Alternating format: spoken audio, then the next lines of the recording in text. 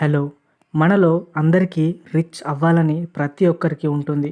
Maybe మనం ఈ ప్రపంచంలో రిచెస్ట్ పర్సన్ కాకపోయినా కానీ డిస్ట్రిక్ట్‌లో లేదా మన స్టేట్‌లో ఒక రిచెస్ట్ పర్సన్‌గా అవ్వగలం. ఎప్పుడైతే మనం మనీ ఎలా మెయింటైన్ చేయాలి అని తెలిసినప్పుడు, అంటే మనం అనవసరమైన వాటి కొరకు డబ్బు ఖర్చు చేయకుండా మనీ మేకింగ్ సోర్స్‌ని జనరేట్ చేసుకోవాలి. దాని గురించి రాబర్ట్ కియోసకి గారు ఈ 'రిచ్ డాడ్ పూర్ డాడ్' అనే బుక్‌లో మీకు ఎవ్వరు ఇవ్వలేని ఫైనాన్షియల్ ఇంటెలిజెన్స్‌ని అందించారు.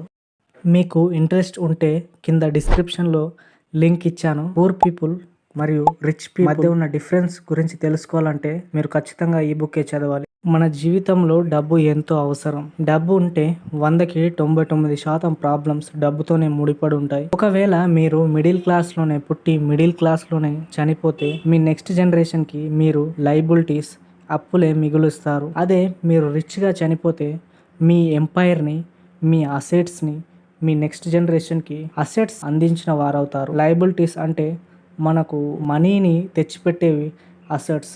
ఎగ్జాంపుల్ మీరు ఒక జాబ్ చేస్తూ సైడ్ బిజినెస్ చూసుకోవడం, లేదా మీ దగ్గర రెంట్ హౌస్ ఉంటే అది రెంట్‌కి ఇవ్వడం, లేదా ఒక యూట్యూబ్ ఛానల్‌ని రన్ చేయడం, ఇలాంటివన్నీ అసెట్స్ కింద వస్తాయి. లయబిలిటీస్ అంటే మన అప్పులు, ట్యాక్సెస్, పిల్లలు ఉంటే పిల్లలను చదివించడం, ఇవన్నీ ఎక్స్పెన్సెస్ అన్ని లయబిలిటీస్ కింద వస్తాయి. మీరు జాబ్ చేసి రిటైర్ అయిన తర్వాత ఎంతకాలం మీరు సర్వైవ్ అవ్వగలుగుతారో దాన్నే అసలైన వెల్త్ అని అంటారు. ఈ వీడియోలో మీకు రాబర్ట్ కియోసకి రాసిన 'రిచ్ డాడ్ పూర్ డాడ్' అనే బుక్ ఎక్స్ప్లెయిన్ చేయబోతున్నాను.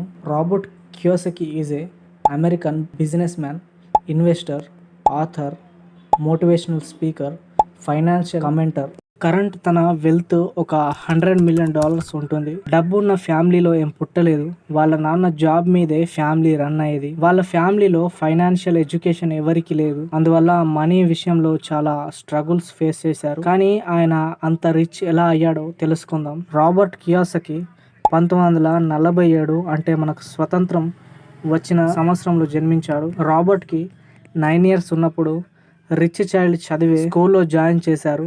మనకి తెలిసే ఉంటుంది, మనం పూర్ అయి ఉండి మన ఫ్రెండ్స్ రిచ్ కిడ్స్ అయి ఉంటే ఆ సిచ్యువేషన్ ఎలా ఉంటుందో చెప్పనవసరం లేదు. అప్పుడు వాళ్ళ డాడ్ దగ్గరికి వెళ్ళి రిచ్ ఎలా అవ్వాలి అని అడుగుతాడు. వాళ్ళ నాన్న దగ్గర మల్టిపుల్ డిగ్రీస్ ఉన్నాయి, అంటే డిఫరెంట్ యూనివర్సిటీ నుండి డిగ్రీస్ చేశాడు. హైలీ ఎడ్యుకేటెడ్, ఇంకా PhD కూడా చేశాడు. కానీ రాబర్ట్ అడిగిన క్వశ్చన్కి మాత్రం వాళ్ళ నాన్న దగ్గర ఆన్సర్ లేదు. ఎందుకంటే వాళ్ళ నాన్న రిచ్ కాదు. సో వాళ్ళ నాన్న బాగా చదువుకో, మంచి జాబ్ తెచ్చుకో అని చెప్తాడు. ఈ బుక్లో వాళ్ళ నాన్నని పూర్ డాడ్ అని పిలుస్తాడు. వాళ్ళ నాన్న పూర్ ఏం కాదు, కానీ మనీని ఎలా ఫైనాన్షియల్గా మెయింటైన్ చేయాలని తెలీదు. దానివల్ల చాలా ఫైనాన్షియల్ ప్రాబ్లమ్స్ ఎదుర్కొంటాడు. అండ్ రాబర్ట్కి ఒక ఫ్రెండ్ ఉంటాడు, అతని పేరు మైక్. వాళ్ళ డాడ్ని రిచ్ డాడ్ అని పిలుస్తాడు. రిచ్ డాడ్ ఏం రిచ్ కాదు, కానీ రిచ్ అయ్యే ప్రాసెస్లో ఉంటాడు. తర్వాత హవాయిలోనే one of the richest person అవుతాడు. రిచ్ డాడ్ రాబర్ట్కి ఇంకా మైక్కి ఫైనాన్షియల్ ఫౌండేషన్స్ గురించి, ఫైనాన్షియల్లీ ఎలా గ్రో అవ్వాలి అనేది నేర్పిస్తూ ఉంటాడు. 'రిచ్ డాడ్ పూర్ డాడ్' బుక్లో నుంచి అయితే ఒక 3 ప్రిన్సిపల్స్ అయితే ఎక్స్ప్లెయిన్ చేస్తాను. Principal number 1, asset liability. Asset అంటే మీ వ్యాలెట్లో మనీ తెచ్చిపెట్టేవి అసెట్స్. లయబిలిటీస్ అంటే మీ వ్యాలెట్ల నుండి మనీ తీసేసేవి లయబిలిటీస్. మనం లయబిలిటీస్ ఎంత సాధ్యమైతే అంత తగ్గించుకోవాలి, అంటే బయటికి వెళ్ళి అనవసరంగా కాస్ట్లీ ఫుడ్ తినడం లాంటివి.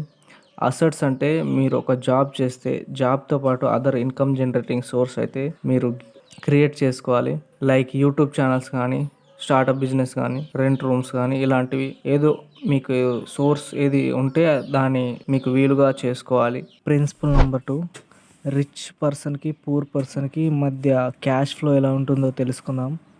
ఇన్కమ్ చూసుకున్నట్టయితే ఇన్కమ్ ఓన్లీ జాబ్ మాత్రమే ఉంటుంది. పూర్ పీపుల్ కానీ రిచ్ పీపుల్ కానీ జాబ్ ద్వారా వాళ్ళు మెయిన్ ఇన్కమ్ని సంపాదిస్తారు. తర్వాత ఎక్స్పెన్సెస్ అయితే ఇద్దరికి ఈక్వల్గా ఉంటాయి. దాదాపుగా కార్స్ తీసుకోవడానికి ప్రతి ఒక్కరికి ఉంటుంది, మంచి ఇల్లు కట్టుకోవాలని ఉంటుంది, ఎంటర్టైన్మెంట్ ప్రతి ఒక్కరికి కావాలి, తర్వాత డిఫరెంట్ టైప్స్ ఆఫ్ ఫుడ్ తినాలని ప్రతి ఒక్కరికి ఉంటుంది. అయితే ఈ అసెట్స్ మాత్రం పూర్ పీపుల్కి 0 ఉంటుంది.